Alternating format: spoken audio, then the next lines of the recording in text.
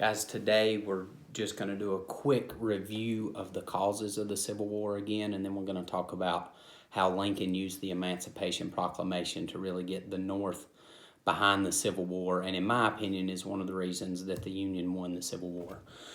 So if we look back over the causes of the Civil War, this is more the southern side over here, and I'll actually label what this is what the South viewed more the causes of the Civil War, and then what the North or the Union viewed as the causes of the Civil War. So the South saw it more as a war for states' rights, that the North, the Union, the federal government was imposing upon their rights, independent rights as a state.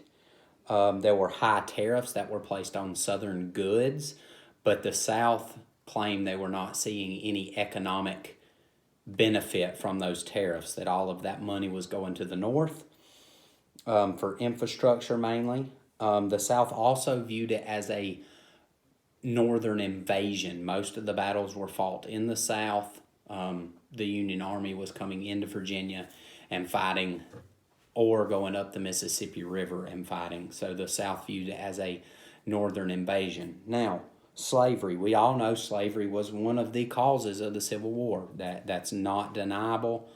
The fact that more states were being added, and there was a constant argument between, are they going to be a free state or a slave state? You had the Missouri Compromise. You had several things going on that both sides of the slavery debate were fighting over. So it was a main issue, but it was not the only issue. Now, the North viewed the Civil War as treason. They said that the southern states that seceded in 1860 and 1861 were treasonous. They were traitors to the federal government, so they had to be put back in line. They also viewed it as putting down the rebellion. The southern states were rebelling. They had to put down the rebellion. Now,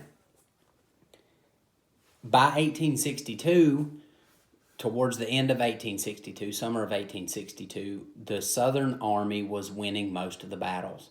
The Confederacy had General Lee leading them. He was a very good general, very good at strategy. They were winning a lot of battles, even the battles that they didn't win necessarily. They didn't win the field, but they were sustaining much, much fewer casualties than the Northern Army.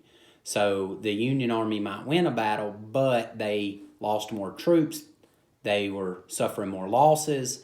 The South, in essence, was winning more of the war. Abraham Lincoln needed more support from the North. So, since he did not have the support he needed, on September 22nd of 1862, he delivered something called the Emancipation Proclamation. The Emancipation Proclamation freed all slaves in southern rebellious states. It did not free the slaves in Kentucky, West Virginia, Maryland. They still had slaves, but it made slavery illegal in the South. The funny part of that was the South said, we don't care because you're not our president. We're a separate country. So the Emancipation Proclamation didn't have a whole lot of impact on slavery, but it was very symbolic. It got a lot of the northern people that were kind of on the fence as far as supporting the Civil War to really say, okay, now it is a moral war. Now we are fighting for the end of slavery. The Emancipation Proclamation was also kind of a precursor to the 13th Amendment that was ratified by states after the Civil War was done on December 6th, 1865. And the 13th Amendment did, in fact, end slavery altogether in the United States of America.